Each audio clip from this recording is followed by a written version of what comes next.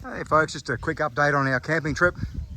We come out to Dotswood, just west of Dotswood Road on Bottom Creek. As you can see, it's nice and green. It's pretty burned out through here. There's been a lot of fires and burning off, I gather, but it is quite burned off in a lot of areas, but it is a pretty nice area. Creek's down there, probably about 50-60 metres away. Creek's about, I don't know, probably 3, 4, 5, 6 feet wide, just depends where you are in it, but it's about 10 inches deep and it's flowing quite well. Nice and sandy down there. Bit of four-wheel drive area down there as well. Okay, just getting on to a couple of things. Just bought a new chainsaw. It's a Makita brushless 350mm chainsaw, twin batteries. Got it for 660 bucks, I think it was, from Sydney Tools. Comes with a double battery charger and 2 5-amp-hour batteries. Well worth it. I do have other Makita stuff with smaller batteries, but it was more economical to buy the whole thing for $600, $660, as opposed to about $500 just the skin alone. Okay, ET tool. Don't leave home without them. They're great. Got our dinner on tonight. We're going to have a bit of a lamb roast. Camp oven.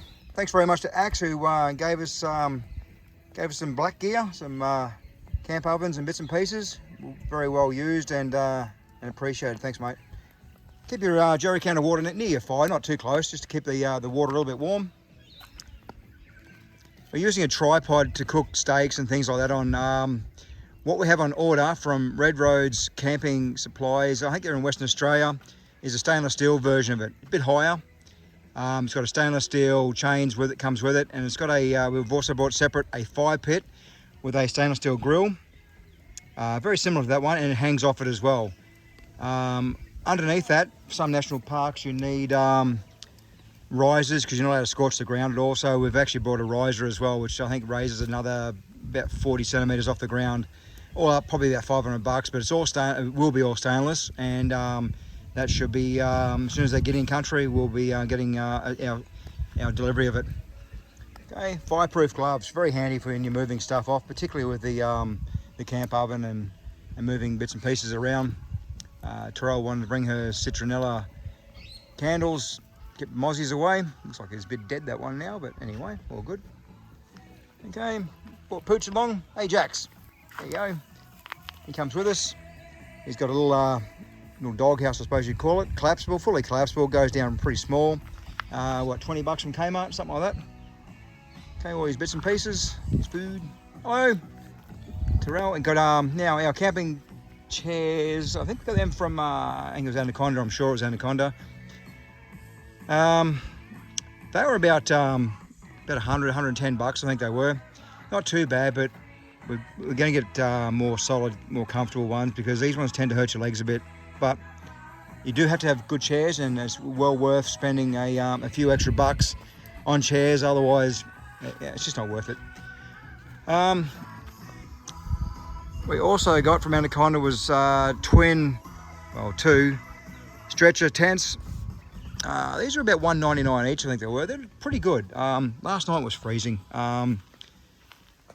As you can see, they got fully enclosed. They got a fly on them. Self-standing. They erect in seconds, really. We also brought them with. We've also brought 100-centimeter sleeping bags, so at least you can move around inside your swag area. You can move around a bit and roll around without feeling constricted too much. Okay. Done me washing down the creek. I've been cutting a fair bit of firewood. There's a lot of black stuff on there, so jeans were pretty dirty, so I took them down the creek, gave them a bit of a wash, cleaned them up a bit. Great stuff. Remember, always empty the sand out of the pockets after you finish washing in the creek. Anyway. JBL. Hey.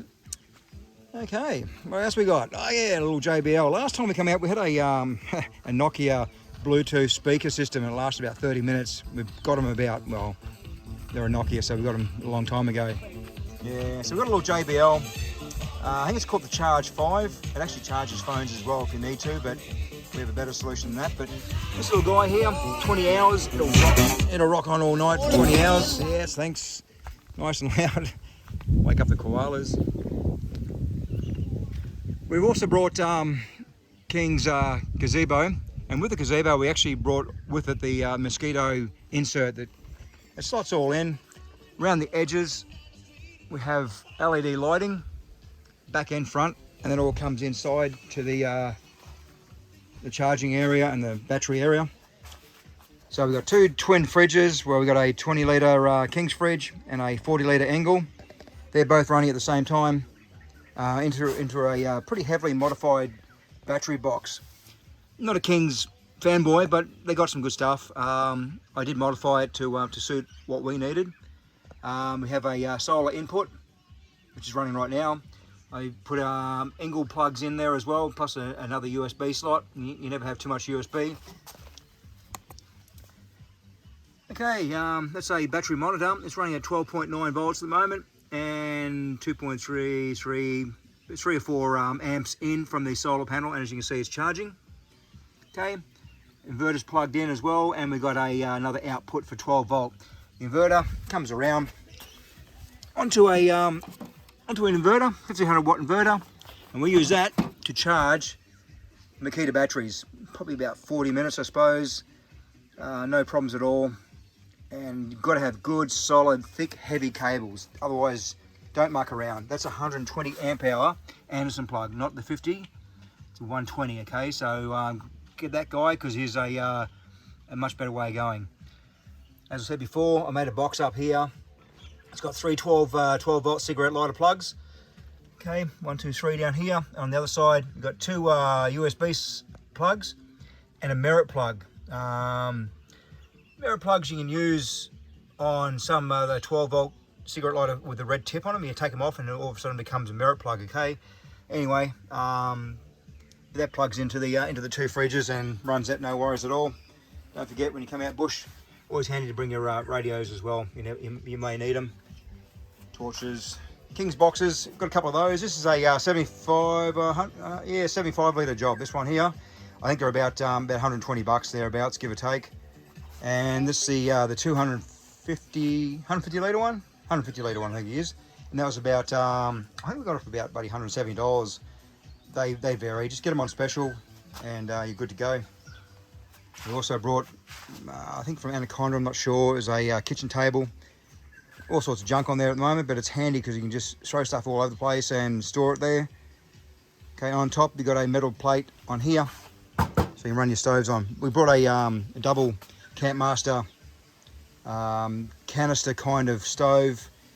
They're pretty generic. I think a lot of companies make them. I don't think that they're great. They're just, they seem to be not as good as the other single portable ones. They just don't seem to get as hot, take up a lot of space.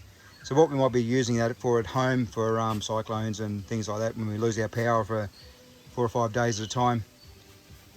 Honey tequila, don't leave home without it. Always handy. Okay, that's our storage gear. Coming back outside again. Doggine's rest area. As you can see, it's quite burnt out through here, but there are green spots. Not too bad, but people, the area is pretty clean actually. I'm quite surprised how many people actually do camp out here. It's been pretty worn down, but there's not much rubbish. We did find a bag of rubbish over the back there. We'll grab that before we leave and take that home. And don't leave your rubbish behind. Nothing worse than coming to a camp spot, you know, old bottles of spirits and things like that. Take it with you. How hard is it? You know, like very, very annoying. Here's our shower. We're still experimenting with the shower block at the moment, but we did buy a $19 shower from, I think it was RMS or Road Marine. It was just junk, absolute junk. So don't bother. They're not even sealed actually. It's quite interesting. They just leak all over the place. So even the motor's not sealed at all. It actually goes straight into the water, and water can go through it. Our double solar panel. We're running a 250 watt panel. With this running all day when you're chasing the sun around, what happens is it keeps the batteries pretty well charged. I ran the inverter before for about 40 minutes to charge the Makita batteries up, and it's a big inverter. It's running at 35 amps. It takes a bit out of the battery and the solar puts it back in again, so it's all give or taketh, and that's the way it should be. Pretty well, that's about it. Just a quick update on our area, where we are. We're out here to Wednesday. You know, we're optional. We can do what we want. If we stay a bit longer, we stay a bit longer. But as you can see, we don't have a full drive as such. So we go to places where we can get in and out of easily. Hopefully over the next 12 months that'll change, and bigger and better things. That's our plan, and we're going to try to stick to it as best we can. But like I said, getting away from the city, getting out in the bush doesn't take too much. You don't need a great lot of gear, but best thing to do is enjoy life while you can. Thank you.